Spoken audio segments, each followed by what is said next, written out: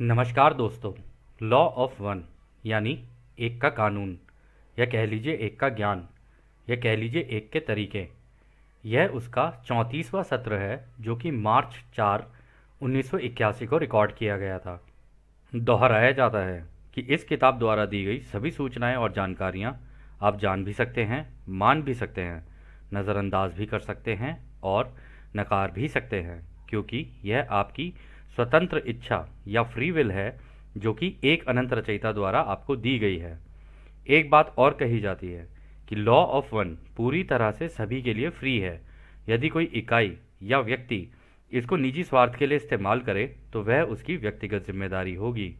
और साथ ही साथ यह भी कहा जाता है कि यदि कोई व्यक्ति इसको अपनी भाषा में परिवर्तित करके दूसरों से साझा करना चाहे या फिर इन वीडियोस को अपने चैनल पर चलाना चाहे तो वह भी ऐसा कर सकता है, क्योंकि वह भी उसकी फ्री विल है। तो जैसा कि राह हमेशा कहते हैं, हम राह हैं। हम आपका एक अनंत रचयिता के प्रेम और प्रकाश में स्वागत करते हैं। अब हम बातचीत करने के लिए तैयार हैं। तो पहला सवाल डॉन करते हैं। आपका बहुत बहुत धन्यवाद। अब हम सामान्य पूछताछ शुरू करेंगे।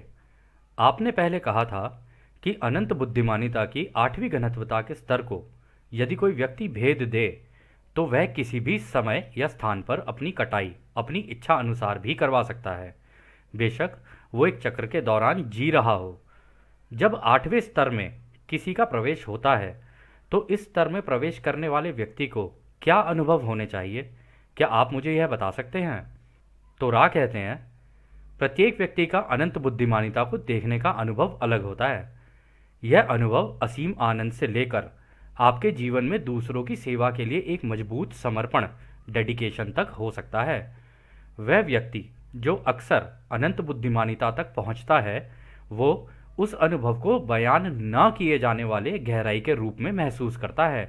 हालांकि यह उस व्यक्ति के लिए यह सामान्य नहीं है कि उसे तुरंत अपने जीवन को समाप्त करने की इच्छा हो, बल्कि यह संभावना बहुत अधिक होती है कि उसको इस अनुभव का उपयोग करके दूसरों से संपर्क करना या उन्हें सहायता देने की प्रबल इच्छा हो जाती है। तो दोस्तों, यहाँ पर डॉन ने पूछा था कि 8th डेंसिटी का एक्सपीरियंस अगर कोई मेडिटेटिव स्टेट के अंदर ले ले तो उसको किस तरीके का एक्सपीरियंस होता है। तो रा ने बताया कि जब कोई वो इंटेलिजेंट इन्फिनिटी यानी अनंत बुद्धिमानिता को टच कर लेता है ना अपनी मेडिटेटिव स्टेट के अंदर जाके, तो आपने सुना भी होगा, कई मंक्स से भी सुना होगा, कई मेडिटेटर्स से सुना होगा, वो बोलते हैं कि हमें एक अजीब अलग सा ही आनंद का एहसास हुआ और वहाँ से उनका आने का मन नहीं करता, जिसको समाधि की स्टेट बोलते हैं। अब समाधि की स्टेट में कोई हो सकता है कि उस स्टेट के अंदर हो और वहीं पर रह जाए, क्योंकि वहाँ का जो आनंद होता है ना, आपको याद होगा एक सेशन के अंदर हमने कहा था कि किसी क्लाइमेक्स के बिल्कुल एंड पर पहुँचने के बाद जैसा एक वो होता है ना अनुभव, तो वैसा कंटिन्यूअस अनुभव होने लग जाता है उस व्यक्ति को।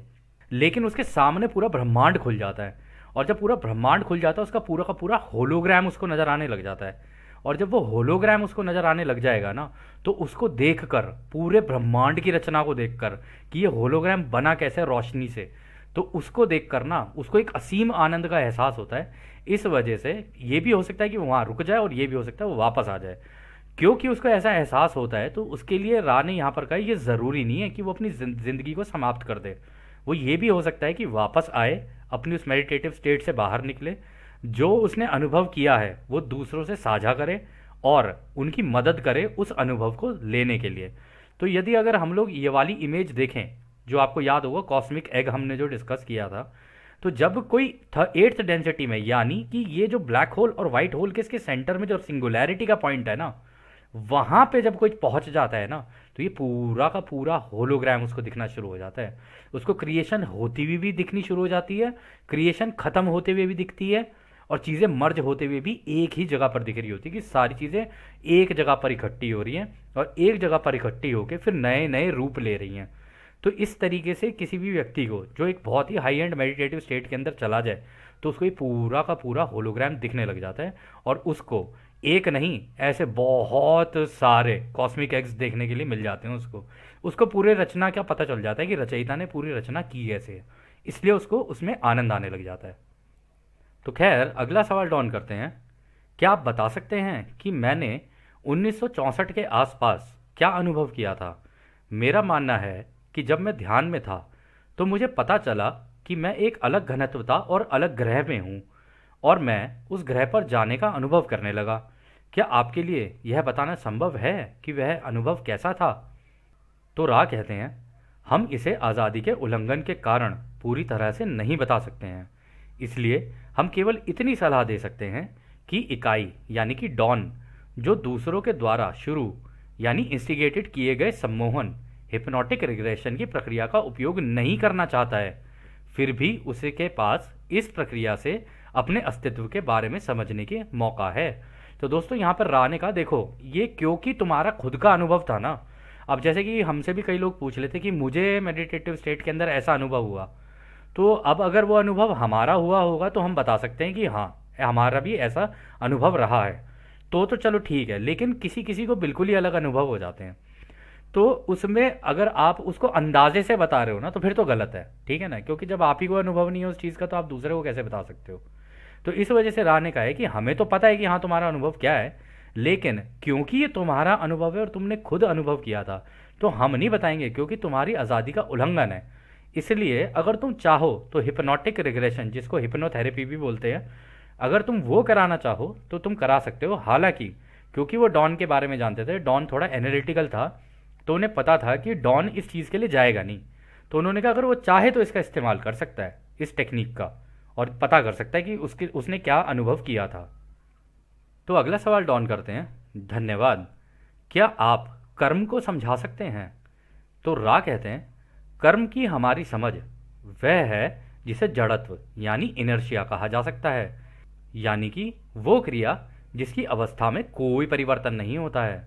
वे क्रियाएं जो गति में होती हैं संतुलन के तरीकों का उपयोग करते हुए तब तक जारी रहती हैं जब तक कि नियंत्रण या उच्च सिद्धांत के रूप में इसमें कोई ब्रेक या रुकावट लागू नहीं होती है। इस जड़त्व के क्रिया को रोका जा सकता है, उसे क्षमा या माफ़ी कहा जा सकता है। ये दो अवधारणाओं को एक दूसरे से अलग नहीं किया जा सकता है, यानी कि ये अविभाज्य इनसेपरेबल होती हैं। तो दोस्तों यहाँ पे रा ने कहा है कि देखो यहाँ पे उन्होंने इनर्शिया का ये जो वर्ड है वो यूज़ किया है। तो इनर्शिया होता है a body in motion will remain in motion, a body in state will remain in state unless until an external force acts on it. मतलब कि कोई भी चीज़ अगर चलती हुई हो या कोई भी चीज़ रुकी हुई हो, जो रुकी हुई चीज़ है उसके अंदर कुछ भी हलचल नहीं हो सकती, ना तो वो चल सकती है ना कुछ, जब तक उस पर बाहर से किसी तरीके का धक्का या बाहर से किसी तरीके का कोई कार्य ना किया जाए उसके ऊपर उसको चलाने के लिए। और सेम तरीके से कोई चीज़ चल रही है तो बाहर से कोई ना कोई फोर्स लगानी पड़ेगी तब जाके वो चीज़ रुकती है। ये एक साइंस का कॉन्सेप्ट है जिसे लॉ ऑफ इनर्शिया भी कहा जाता है।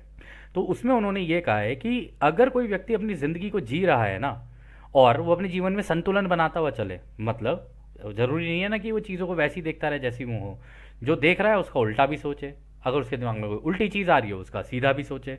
अगर ऐसे करते करते वो चलता रहेगा ना तो वो अपने एक संतुलन को बना सकता है, और अगर वो उस संतुलन को बना लेता है तो जितनी भी चीज़ें उसके आसपास हो रही होंगी ना उसके अंदर एक दूसरों को माफ़ी और खुद को माफ़ी देने की एक चीज़ डेवलप हो जाती है उसके अंदर।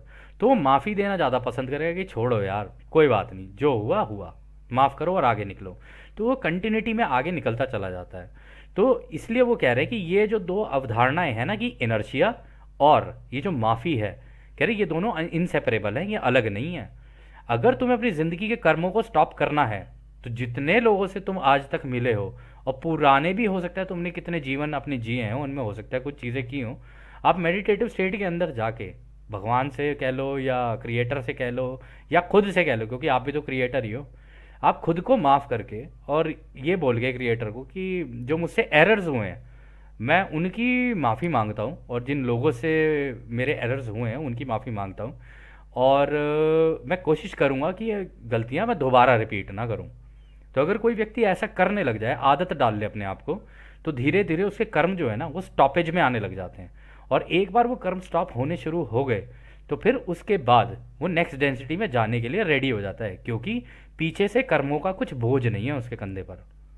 तो अगला सवाल डॉन करते हैं, यदि कोई व्यक्ति एक जीवन में एक कर्म बना लेता है तो क्या प्रोग्रामिंग होती है जो कभी कभी होती है ताकि वो उस माध्यम का अनुभव कर सके जो उसे उस बिंदु तक पहुंचाता है जहाँ वो माफ़ी मांगने में सक्षम हो सके, जिससे कर्म को कम किया जा सके। तो यहाँ पे डॉन कह रहे हैं कि तो ऐसी कौन सी चीज़ है, ऐसी कौन सी प्रोग्रामिंग है या कौन से ऐसे कैटलिस्ट हम लोग माध्यम अपनी ज़िंदगी में लगा के आते हैं कि जिसके लगने के बाद कोई व्यक्ति इस लेवल तक पहुंच जाए, उस पर्टिकुलर पॉइंट तक पहुंच जाए अपनी लाइफ में कि वो माफ़ी मांगने में भी सक्षम हो जाए और माफ़ी देने में भी सक्षम हो जाए। ठीक है, और खुद को भी और दूसरों को भी। ऐसा कौन सा पॉइंट है, ऐसा कौन से अनुभव है जो वो लगा के आता है? तो रा कहते हैं, सामान्य तौर पर यह सही है, हालांकि दोनों पक्ष किसी भी समय समझदारी से, स्वीकृति से और क्षमा की प्रक्रिया के माध्यम से इन पैटर्न्स में सुधार कर सकते हैं। तो रा यहाँ पे दो लोगों की बात कर रहे हैं कि मान लो अगर आपके और किसी और के बीच में कुछ हुआ है, ठीक है, और आप लोगों की लड़ाई हो गई है या किसी तरीके का ऑल्टरकेशन हुआ है या बहस हो गई है, कुछ हो गई है, तो दोनों ही पक्षों को इसमें माफ़ी करने की एक दूसरे को एक हो जानी चाहिए ये चीज़। क्योंकि एक पॉइंट तो ऐसा आएगा ना जहाँ पे कम से कम दोनों को ये तो लगना चाहिए कि हम गलत कर रहे हैं दोनों के दोनों। अगर दोनों को ये नहीं लग रहा कि हम गलत कर रहे हैं तो फिर दोनों ही माफ़ी नहीं मांगेंगे। और जनरली ये होता है कि कोई एक माफ़ी मांगने लग जाता है तो दूसरे को ये लगता है हाँ मेरी ईगो बूस्ट हो गई। तो इसमें से एक व्यक्ति की ईगो बूस्ट हो सकती है, लेकिन दूसरा हो सकता है ऑनेस्टली माफ़ी मांग रहा हो, और ये भी हो सकता है कि दोनों ही एक दूसरे से माफ़ी मांग ले। ये डिपेंड करता है पर्सन टू पर्सन। फिर वो आगे कहते हैं, यह किसी भी जन्म के पैटर्न में किसी भी बिंदु पर सच है। इस प्रकार जिसने किसी कार्य को गति दी है वह खुद को माफ़ कर सकता है और फिर कभी उस गलती को दोबारा ना करके उस पर ब्रेक या रोक लगाया जा सकता है, जिसे आप कर्म कहते हैं। तो दोस्तों यहाँ पर राने देखो क्लियर कर दिया है। उन्होंने कहा है कि अगर तुम दूसरों को माफ़ करते हो, ठीक है, और खुद को भी माफ़ करते हो, तो ये जो जन्म के जो पैटर्न्स है ना, इनको कर्म या जन्म कह लो या कर्म कह रहे, इनके पैटर्न्स को रोका जा सकता है। हालांकि जन्म तो नहीं कहा जा सकता, लेकिन हाँ कर्म के पैटर्न्स को रोका जा सकता है। और यही वो तरीका है जिससे कर्म को रोका जा सकता है। उस पर राने कहा ना, उस पर ब्रेक लगाई जा सकती है। तो यही वो तरीका है। फिर अगला सवाल डॉन करते हैं, धन्यवाद। क्या आप मुझे पिछले सत्र से उन माध्यमों के उदाहरण दे सकते हैं कि किस किस क्रिया से सीखा जा सकता है? क्या आप मुझे ऐसे माध्यम का उदाहरण दे सकते हैं जिससे मैं अपने भविष्य में सीख सकूं? तो रा कहते हैं, हमने ये गौर किया है कि आप लोगों की रुचि दुख के माध्यम में ज़्यादा है। यह अनुभव आपके आसपास के लोगों में काफ़ी आम है। दुख शारीरिक भी हो सकता है, ज़्यादातर यह मानसिक और भावनात्मक होता है। कुछ मामलों में यह दर्द इतना होता है कि ईश्वर से विश्वास ही उठ जाता है। यह सीखने की क्षमता पैदा करता है। सीखे जाने वाले सबक अलग अलग हो सकते हैं। इन सब में सब्र, सहनशीलता और दूसरों के प्रति प्रेमपूर्ण व्यवहार करने की क्षमता शामिल होती है। तो दोस्तों रा ने कितनी सुंदर बात बोली है यहाँ पे। रा ने कहा है कि देखो, हमने ये नोटिस किया है कि तुम्हारे यहाँ पर ना ये जो माध्यम है ना, दुख के रूप में ज़्यादा है तुम लोगों के पास, और काफ़ी लोग इसका अनुभव करते हैं। शारीरिक दुख भी हो सकते हैं, लेकिन ज़्यादातर ये ना मेंटल और इमोशनल दुख होते हैं। ठीक है, और ये जो इमोशनल और मेंटल दुख होते हैं ना, इन केसेस में कभी कभी ऐसा भी होता है कि इंसान का भगवान से हो सकता है विश्वास ही उठ जाए। अब भगवान कह लो, जो जिस धर्म का हो उसको मान सकता है। तो वो कह रहे हैं कि किसी भी तरीके से हो सकता है उसका विश्वास ही उठ जाए कि यार ये कैसी ज़िंदगी दी है तूने भगवान, तेरे पे से तो विश्वास ही उठ गया। लेकिन राय ये कह रहे हैं ये सीखने की क्षमता पैदा करता है, क्योंकि अगर उसका विश्वास उठ भी गया ना, तब भी वो कुछ ना कुछ तो करेगा, खुद कुछ हाथ पांव मारने की कोशिश करेगा। वो कह रहे तो ये सीखने की क्षमता पैदा करेगा, और सबके सीखे जाने के सबक अलग अलग हो सकते हैं। हो सकता है आगे जाके उसको ऐसी चोट पड़े कि वो फिर दोबारा भगवान को ढूंढे। ठीक है, और इन सब में सबसे इंपॉर्टेंट चीज़ जो वो सीखता है वो है सब्र, सहनशीलता और दूसरों के प्रति प्रेमपूर्ण व्यवहार। अगर ये वो सीख जा रहा है तो इसका मतलब उसके माध्यम सही काम कर रहे हैं उसकी ज़िंदगी में। और आपने कई लोगों को दोस्तों देखा भी होगा, वो रोते ही रहते हैं। वो कहेंगे कि क्या है ज़िंदगी में, ये लग गए हैं। और उनको लॉ ऑफ वन भी पता चल जाएगी, तब भी ये कहेंगे पता नहीं कैसे माध्यम लगा ली मैंने अपनी ज़िंदगी में। वो माध्यम लग इसलिए रहे हैं क्योंकि अभी तक आपके अंदर सब्र, सहनशीलता और दूसरों के प्रति प्रेमपूर्ण व्यवहार नहीं आया है। और जब तक ये नहीं आएगा और जब तक इस तरीके के आप नहीं हो जाओगे, आपको याद होगा पिछले सत्र में राह ने कहा था ये लगते रहेंगे वो तब तक माध्यम जो है। तो आपको ये चीज़ें सीखनी पड़ेंगी। अब ये कोई जल्दी सीख जाता है, कोई नहीं सीखता है, ऐसे ही होता है। तो खैर आगे राह कहते हैं, बहुत बार भावनात्मक दुख के रूप में माध्यम लग जाते हैं, चाहे वह किसी चाहने वाले की शारीरिक रूप से मृत्यु हो या कोई अन्य दिखने वाले नुकसान हो। तब इसका परिणाम आसानी से उल्टा भी हो सकता है, जैसे कि कड़वाहट में धीरज खो देना या खटास के रूप में भी हो सकता है। इन माध्यमों से गड़बड़ भी हो सकती है। ऐसे मामलों में एक्स्ट्रा माध्यम दिए जाते हैं ताकि आपको भविष्य में यह अवसर मिले कि आप खुद को सर्वपर्याप्त यानी ऑल सफिशिएंट रचयिता के रूप में खोज पाएं, जिसमें सब कुछ है और जो खुशियों से भरा हुआ है। तो दोस्तों ये बात भी बहुत अच्छी बोली है राह ने कहा देखो इमोशनल लेवल पे तुम्हारे ऐसे लग सकते हैं माध्यम कि जैसे मान लो कोई अपना उसकी मृत्यु हो गई, अब अपने की मृत्यु होगी तो इंसान को दुख तो होता ही है, इमोशनल लेवल पर तो टूट ही जाते हैं कई लोग, है ना। और कई जगह पर ऐसा भी होता है कि भाई इसके परिणाम बिल्कुल ही उल्टे हो जाते हैं, या कोई ऐसी इमोशनल घटना हो जाए जैसे कि गर्लफ्रेंड ब्रेकअप हो गया, गर्लफ्रेंड धोखा दे गई या बॉयफ्रेंड धोखा दे गया। तो जनरली देखा ये गया है कि लोग कहते हैं मेरे को धोखा मिला है तो मैं दूसरों को भी दूंगा। और कुछ ऐसे भी होते हैं जो इसका बिल्कुल विपरीत कर देते हैं, वो कहते हैं कि भाई सामने वाला ऐसा निकला मैं थोड़ी ना हूँ ऐसा। वो और ज़्यादा शांत हो जाएगा, वो और ज़्यादा सहनशीलता आ जाएगी उसके अंदर। ठीक है, तो ये डिपेंड करता है कि कौन इसमें क्या सीखता है। और राह ने कहा है अगर ये इसके उल्टे परिणाम होते हैं तो कड़वाहट आ जाएगी, धीरज खो दोगे आप अपना, और खटास आ जाएगी आपके अंदर। आप जिससे भी बात करोगे आपकी बात में फिर वो खटास ही रहेगी दूसरों से बात करने में। आप जब मुंह से शब्द निकालोगे तो आप दूसरों को वही दोगे, क्या कहते हैं, दुख ही दोगे, क्योंकि आप सोच समझ के नहीं बोल रहे हो, आप ना संतुलन के साथ नहीं बोल रहे हो, आपके जो मन में आ रहा है जो मुंह में आ रहा है बस बके चले जा रहे हो। इस वजह से इस तरीके से आप दूसरों को भी हो सकता है दुख देने शुरू कर दो, ये पॉसिबिलिटी होती है। लेकिन जब ये अगर इस तरीके के हो भी जाते हैं तो जीवन में आगे फिर और दुख लगने शुरू होते हैं ऐसे लोगों के। वो इसलिए क्योंकि जब तक वो दुख लगते नहीं रहेंगे ना तब तक वो अपने आप को खोजने की कोशिश नहीं करेगा कि वो बिल्कुल सफिशेंट है, सारा प्रेम उसके अंदर भरा हुआ है, खुशियाँ। अगर वो अपने अंदर खुशियाँ ढूंढने लग जाए तो उसको सारी खुशियाँ खुद के अंदर ही मिल जाएंगी। तब उसको ना टीवी की ज़रूरत ना बाहर किसी लोगों की ज़रूरत। वो जिनसे मिलेगा खुशी खुशी मिलेगा, जिनसे मिलेगा प्रेम से मिलेगा, जिनसे मिलेगा अच्छी बातें करेगा, उनके दिल की बातें करेगा, उनके दिल को खुश रखेगा, उनको खुश रखेगा, और खुद तो खैर खुश रहेगा ही। और कहते हैं जब खुद खुश रहने लग जाओ तो दूसरे तो खुद ही खुश हो जाते हैं। आप खुश तो जग खुश, और जग खुश तो आप खुश, ऐसे ही होता है ये। तो खैर अगला सवाल डॉन करते हैं, हम जिसे संक्रामक कंटेजियस वायरल रोग कहते हैं, क्या वह हमारे भविष्य के संबंध में इस प्रक्रिया में कोई भूमिका निभाते हैं। तो राय यहाँ पूछ रहे हैं ये जो वायरस और ये सारी चीज़ें लग जाती हैं हमें, क्या वो भी इसके अंदर कहीं काम आते हैं हमारे। तो राय कहते हैं ये तथाकथित संक्रामक रोग दूसरी घनत्वता की वो इकाइयाँ हैं जो इस प्रकार के माध्यम के लिए अवसर प्रदान करते हैं। यदि इस माध्यम की आवश्यकता नहीं होती है तब ये दूसरी घनत्वता वाले जीव कोई प्रभाव नहीं डालते। यह सब सामान्य बातें ही हैं। आप कृपया ध्यान दीजिए, इसमें अनियमितताएं भी होती हैं यानी अनोमलीज भी होती हैं, ताकि हम हर परिस्थिति की बात ना कर सकें, लेकिन बस सामान्य चलन या चीज़ों के तरीकों के बारे में बात करें जैसा कि आप उन्हें अनुभव करते हैं, यानी कि हम सामान्य बातें ही बता सकते हैं। तो राय यहाँ पर ये कह रहे हैं देखो ये वायरस वगैरह ये हो सकता है कि तुम्हारे ज़िंदगी में माध्यम का काम भी कर जाए कि भाई वायरस लग गया तब बिल्कुल मरते मरते बचा है। अब मरने के बाद जब तू बचा है तो भाई अब तो कम से कम भगवान को ढूंढ ले। हो सकता है कि तब भी ना ढूंढे कोई व्यक्ति, वो कहे कि नहीं जी अगले दिन ठीक होते ही उसका तो वही, अरे भाई बता यार आज पैसा कितना कमाया है ये बताओ जरा, अरे देखे जरा आज समोसे पे चटनी लगी है या नहीं लगी है, अरे देखे जरा यार छोले भटूरे नहीं आए, अरे यार जरा देखे जरा डोसा नहीं खाया आज, अरे ये नहीं, अरे वो नहीं, अरे अरे अरे अरे में लगी रहते हैं। हो सकता है कोई बिल्कुल वैसे ही रहे, तब उसकी ज़िंदगी में और माध्यम अलग तरीके के लग जाएंगे। लेकिन ये वायरस वगैरह भी जो होते हैं आपने नोटिस भी किया होगा, ज़रूरी नहीं है वायरस से कोई सारे मर रहे हो, ठीक है, या ज़रूरी नहीं है वायरस से हर किसी को नुकसान पहुंच रहा हो। कुछ के लिए पहुंच रहा है, कुछ के लिए नहीं भी पहुंच रहा है, कुछ उससे रिकवर भी कर जाते हैं, कोई उससे नहीं भी रिकवर कर पाता है। तो राय ये कह रहे हैं कि ये ज़रूरी नहीं है, कह रहे हैं कि अगर उसका प्रभाव किसी पर नहीं पड़ना है ना तो फिर नहीं पड़ेगा।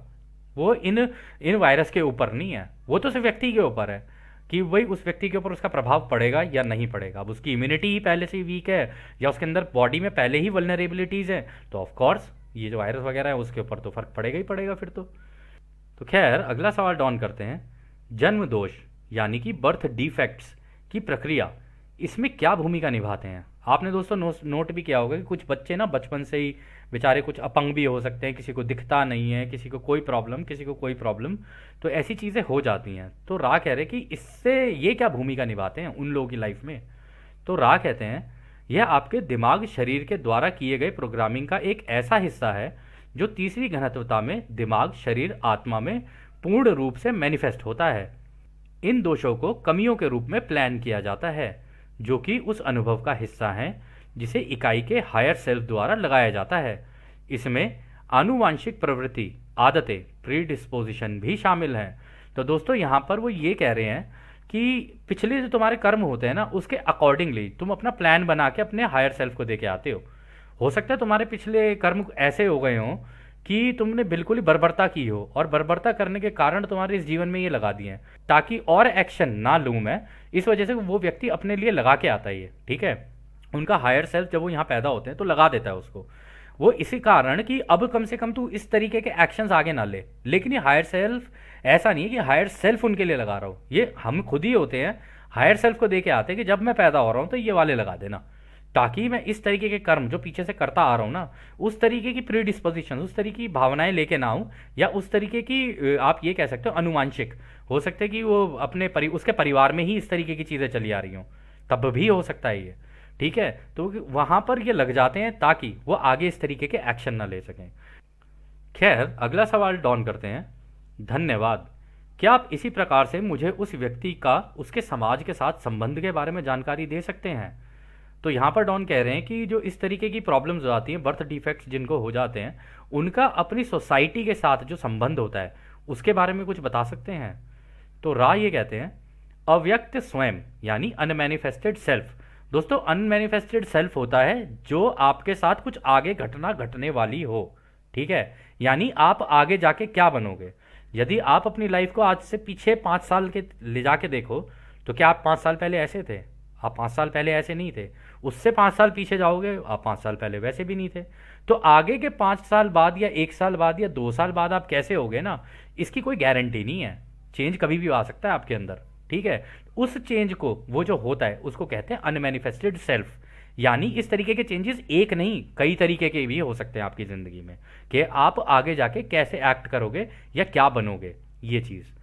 तो वो कहते हैं अव्यक्त स्वयं अनमैनिफेस्टेड सेल्फ को इसके पाठ मिल सकते हैं जो व्यक्ति के किसी भी ऊर्जा प्रवाह केंद्र को विकसित करते हैं। सामाजिक और स्वयं का आपसी व्यवहार अक्सर दूसरे और तीसरे ऊर्जा केंद्रों पर केंद्रित होते हैं।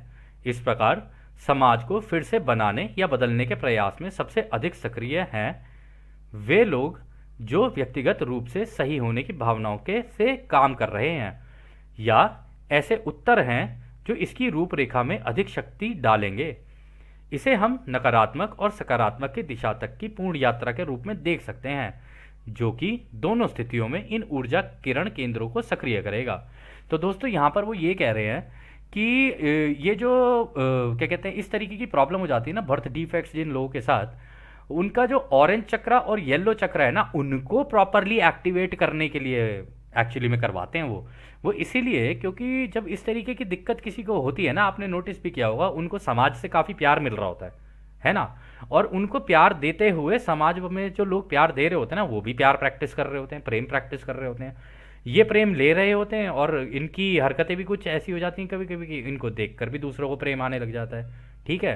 तो ये प्रेम लेने की और प्रेम देने की क्रिया यहाँ पे डेवलप हो जाती है, ठीक है। लेकिन इस केस में दोनों चीज़ें हो सकती हैं, नेगेटिव साइड में भी जा सकती है। कुछ लोग ऐसे लोगों को नकार भी देते हैं, ठीक है, कुछ लोग ऐसे लोगों के साथ नेगेटिवली भी पेश आते हैं, तो कुछ भी हो सकता है इस केस में।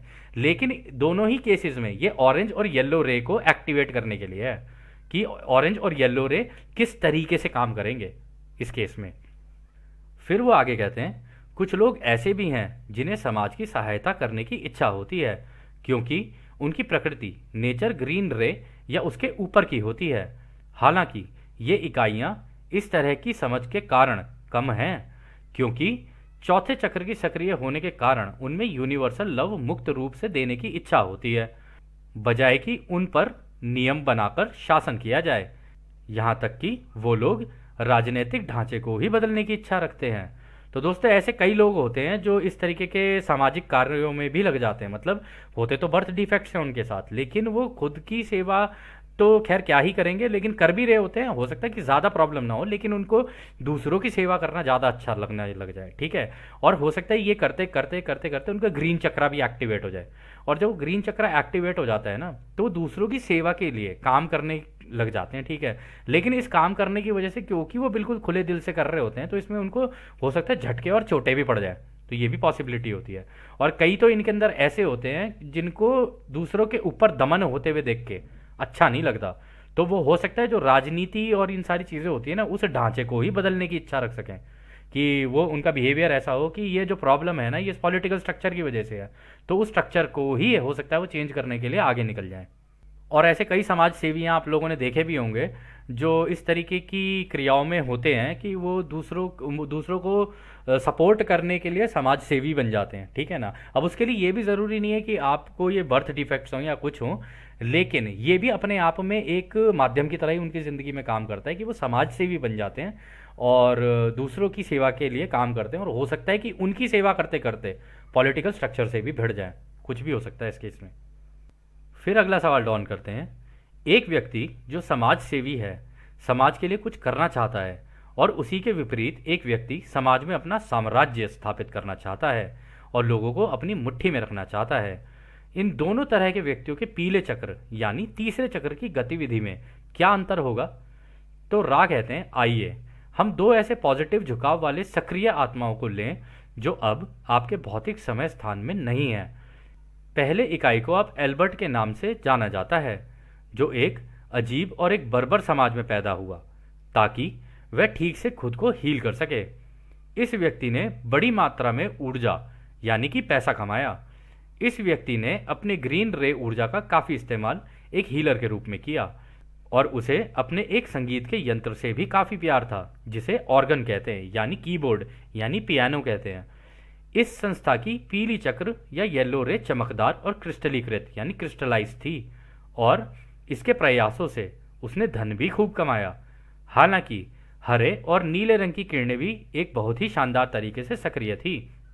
उसके ऊपर के चक्र सक्रिय होने के कारण नीचे के चक्र या ऊर्जा बिंदु भी संतुलित थे और काफ़ी चमकदार थे। तो यहाँ पर दोस्तों, यहाँ पे वो एल्बर्ट श्वाइट्जर की बात कर रहे हैं, अभी आगे वो बता देंगे। तो एल्बर्ट श्वाइट्जर एक म्यूजिशियन हुआ करता था, उसने खूब पैसा भी कमाया था और वो पियानो भी बहुत अच्छा बजाता था।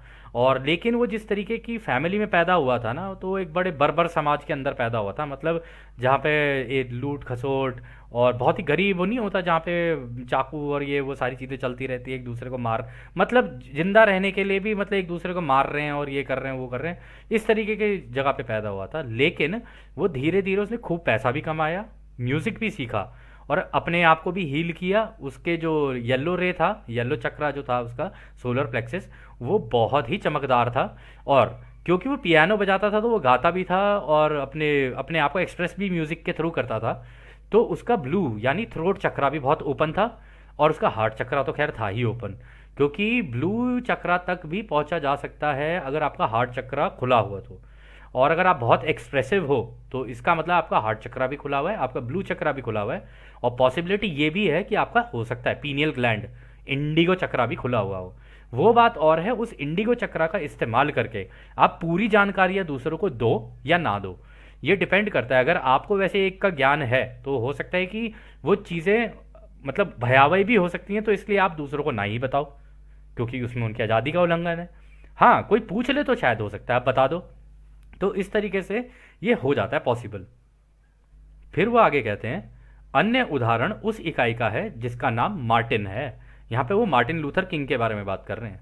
यह व्यक्ति काफ़ी हद तक नकारात्मक यानी ऑरेंज रे और येलो रे से की कंपनता के पैटर्न का था।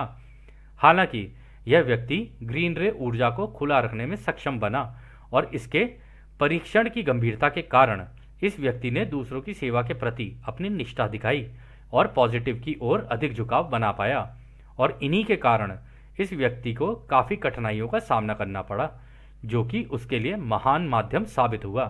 तो यहाँ पर दोस्तों मार्टिन लूथर किंग की बात हो रही है, क्योंकि वो भी अपने टाइम के बहुत बड़े एक्टिविस्ट थे, और उन्होंने ये जो ब्लैक्स होते हैं, ब्लैक्स तो नहीं कहेंगे, कलर्ड पीपल कहेंगे उनको, तो जो कलर्ड पीपल हैं उनके लिए उसने बहुत काम किया था, और उनको स्लेवरी से बाहर निकालने के लिए बहुत ज़्यादा मेहनत की थी उस व्यक्ति ने। बाद में जाके उसके ऊपर लांछन लगाए गए कि भाई इसका अफेयर था, ये था, वो था। भाई अफेयर उसका किसी से भी हो, तुम्हें क्या मतलब उस चीज़ से? तुम्हें तुम्हारी चीज़ें मिल रही है तुम्हें, मतलब होता क्या है ना दोस्तों, इस केस के अंदर जनरली ये होता है कि अगर मान लो कोई व्यक्ति कुछ ऐसा कर भी रहा है, वो तुम्हारी सेवा कर रहा है, तुमको उससे मतलब होना चाहिए, तुम्हें उसकी पर्सनल लाइफ से मतलब होना चाहिए। लेकिन उसको पर्सनल लाइफ में भी काफ़ी इन चीज़ों का सामना करना पड़ा, और उसको फंसाया भी गया और बहुत सारी चीज़ें की गई उसके साथ। तो इस केस में उसके साथ था तो वो नेगेटिव वाला, मतलब क्योंकि मतलब बॉक्सिंग वॉक्सिंग आई थिंक ऐसा भी कुछ था कि उसका बैकग्राउंड कुछ ऐसा था। तो उसके बावजूद उसने दूसरों की सेवा करने का ही रास्ता चुना। और ये जितनी भी मुश्किलें उसके जीवन में आती गई ना, ये उसके लिए बहुत महान माध्यम साबित हुए कि इतनी दिक्कतों, मुश्किलों और परेशानियों के बावजूद तब भी वो दूसरों की सेवा के रास्ते पर निकलता ही रहा। और जब भी कोई दोस्तों ऐसा होता है ना जो दूसरों की सेवा के रास्ते पर निकलता है, तो ये देखा गया है कि खुद अनंत रचयिता और ये पूरी कन्फेडरेशन उनके साथ लग जाती है काम करने में, क्योंकि वो दूसरों की सेवा कर रहा है। और उनका हायर सेल्फ तो लग ही जाता है उनके साथ काम करने के लिए कि हाँ अब इसने अपने माध्यम खुद लगाने शुरू कर दिए हैं और उनका इस्तेमाल भी करना शुरू कर दिया है। तो अब देखते हैं इसका झुकाव किस तरफ होता है। तो अगले सवाल में डॉन पूछ ही लेते हैं, क्या आप मुझे एल्बर्ट और मार्टिन के अंतिम नाम बता सकते हैं? तो रा कहते हैं, इन इकाइयों को आप एल्बर्ट श्वाइट्जर और मार्टिन लूथर किंग के नाम से जानते हैं।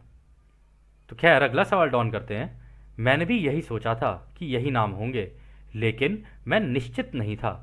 क्या आप मुझे उस प्रकार की जानकारी दे सकते हैं जो हमें अभी हमारे भविष्य में मिलने वाले आविष्कार हैं, जैसे गैजेट्स यानी टेक्नोलॉजी और खिलौने इत्यादि?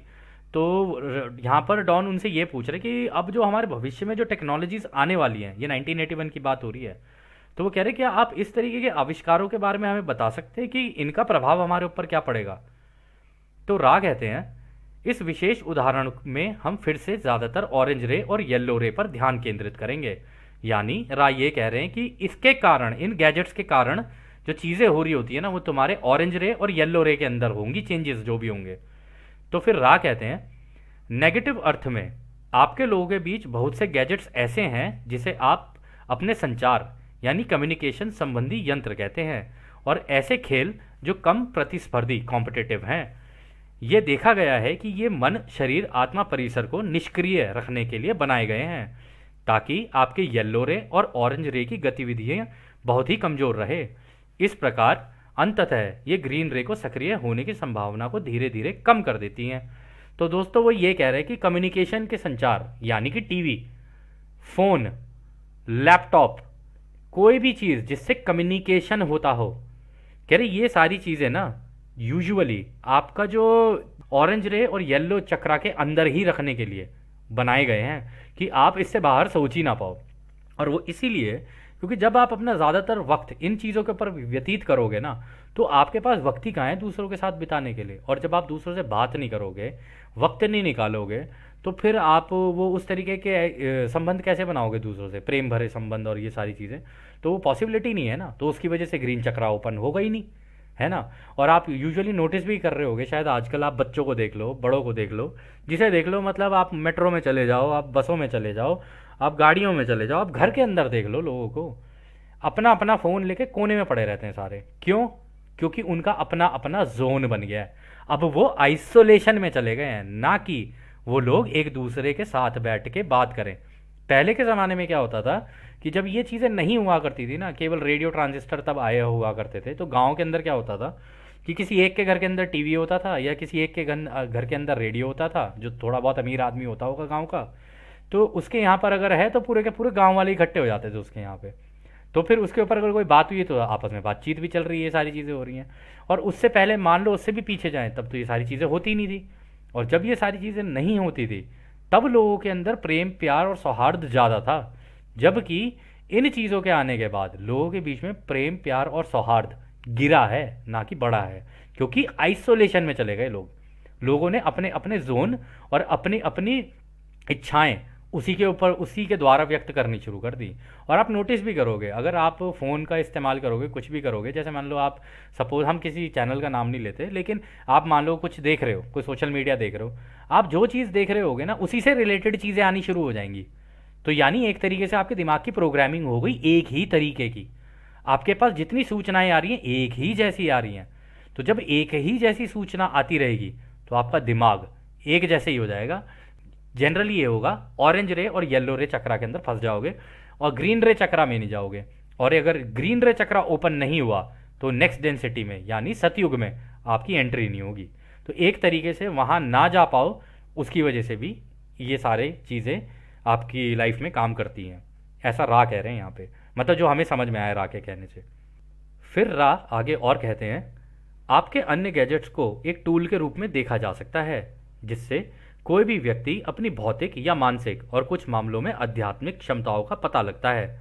इस प्रकार ऑरेंज रे को सक्रिय करता है, जिसे आप समूह में खेले जाने वाले खेल यानी टीम स्पोर्ट्स कहते हैं। और अन्य तरह के गैजेट्स जैसे कि आपके यातायात के साधन, इसे शक्ति प्रदर्शन की भावना के रूप में देखा जा सकता है, विशेष रूप से दूसरों पर शक्ति प्रदर्शन या एक समूह द्वारा दूसरे समूह पर शक्ति प्रदर्शन। तो यहाँ पर देखो दोस्तों, रा ने कह दिया है कि आपके बीच में कुछ ऐसी चीज़ें भी हैं, कुछ ऐसे गैजेट्स भी बनाए गए हैं यानी खिलौने बनाए गए हैं जिनसे आप स्पोर्ट्स भी खेलते हो आपस में। जैसे मान लो क्रिकेट हो गया, ये सारी चीज़ें, ये भी तो गैजेट्स हैं, खिलौने ही तो हैं ये। टीटी हो गया, कुछ भी हो गया, जो भी स्पोर्ट्स हो गया, फुटबॉल वगैरह मान लो। तो इसकी वजह से चलो ठीक है, टीम स्पोर्ट्स तो होता है। कह रहे तो वहाँ पर एक बार को आप लोग आपस में खेल रहे हो या कुछ कर रहे हो तो ठीक है, लेकिन उसके अंदर भी ऐसा होता है कि कंपटीशन होता है आमने सामने। उसके अंदर ये नहीं है कि आप लोग मिलके कुछ कलेक्टिव कर रहे हो, ठीक है। उसके अंदर भी एक ओपोनेंट है, एक कंपटीशन की भावना है उसके अंदर। उसकी वजह से भी ये केवल ऑरेंज और येलो रे चक्रा को ही एक्टिवेट करेगा। हार्ट चक्रा को बहुत कम चांसेस हैं कि एक्टिवेट करे।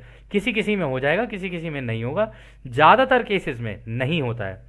और फिर वो ये कह रहे हैं कि आपके यातायात के साधन जैसे आपकी गाड़ियाँ हो गई, ये हो गई, वो हो गई, कह रहे कि इनका भी इस्तेमाल आप लोग करते हो दूसरों के सामने ये दिखाने के लिए कि I am better than you, शक्ति प्रदर्शन करने के लिए। यानी कि आप दूसरों को ये दिखा रहे हो कि मेरे पास ये है, मेरे पास मज़राटी है, मेरे पास ये है, ये वाली गाड़ी है, मेरे पास वो वाली गाड़ी है, मेरे पास फलाना है, मेरे पास ढिमाका है। जबकि एक बार अगर आपने कन्फेडरेशन के क्राफ्ट देख लिए तो आप अपनी गाड़ी की चाबी निकाल के ना सच में कटोरी के अंदर रख दोगे और आप ये कहोगे कि ये इसे कहते हैं आगे बढ़ना ज़िंदगी में।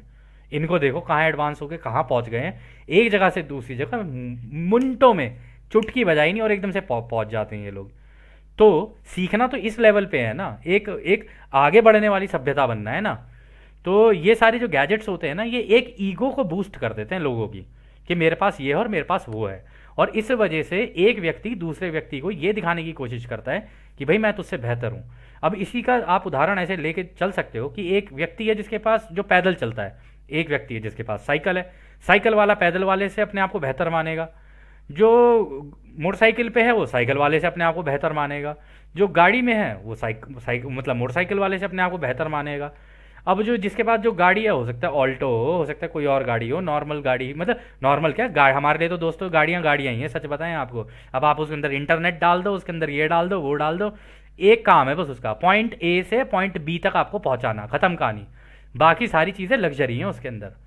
और पहले के लोगों को इन चीज़ों की ज़रूरत नहीं पड़ती थी, वो इनके पास इससे भी ज़्यादा एडवांस तरीके थे। जो हमें लगता है कि एडवांस नहीं है, वो मेडिटेटिव स्टेट के अंदर एक जगह से बैठ के गायब होकर दूसरी जगह निकलना जानते थे, वो हमसे ज़्यादा एडवांस थे, ठीक है। जो सो कॉल्ड हमारे पहले के जो मेडिटेटर्स रहे हैं, हमारे मंक्स हैं, आज भी बहुत हैं जो ऐसा कर सकते हैं, ठीक है। आज भी ऐसे बहुत हैं जो लेविटेट करके अपने आप को ऊपर हवा में कर लेते हैं। तो उसको कहते हैं एडवांसमेंट। ये एडवांसमेंट नहीं है, इसको कहेंगे कि एक ब्लॉकेज आ जाना, कि आप आगे नहीं निकल पा रहे हो। तो खैर अगला सवाल एक और डाउन करते हैं। सामान्य तौर पर हमारे समाज में एक माध्यम के रूप में टेलीविज़न का कुल मिलाकर क्या प्रभाव होता है? तो रा कहते हैं, आप लोगों के ग्रीन रे को नज़रअंदाज किए बगैर इस माध्यम के द्वारा आपको सच्चाई और सुंदरता जैसी जानकारियां देने का प्रयास किया जा सकता है, जो कि आपके लिए शायद मददगार हो सकता है। परंतु हम ये बताना चाहते हैं कि इस गैजेट का कुल मिलाकर प्रभाव आप लोगों का ध्यान भटकाने तथा आपको निष्क्रिय रखने के लिए हो रहा है। तो देखा दोस्तों, रा ने बता दिया कि ये जो आप टीवी देख रहे हो ना, इसका इस्तेमाल आपको ट्रुथ और जो क्रिएटर की बनाई हुई ब्यूटी है ना, वो भी दिखाने के लिए आपको किया जा सकता था, लेकिन ऐसा कम ही हो रहा है। ज़्यादातर केस में ये हो रहा है कि ये इसका इस्तेमाल आपका ध्यान भटकाने के लिए और आपके जो ग्रीन चक्रा है, हार्ट चक्रा है, उसको डीएक्टिवेटेड रहे वो, उसको करने के लिए किया गया, ताकि आप नीचे के ही 3 चक्रों के अंदर रहो। ये रा कह रहे हैं यहाँ पे। तो खैर दोस्तों, इस सत्र को अब हम लोग यहीं समाप्त करते हैं। और जैसे कि रा हमेशा कहते हैं कि अब हम आपको उस एक अनंत रचयिता के प्रेम, उसकी रोशनी, उसकी शक्ति और उसकी शांति में छोड़कर चलते हैं।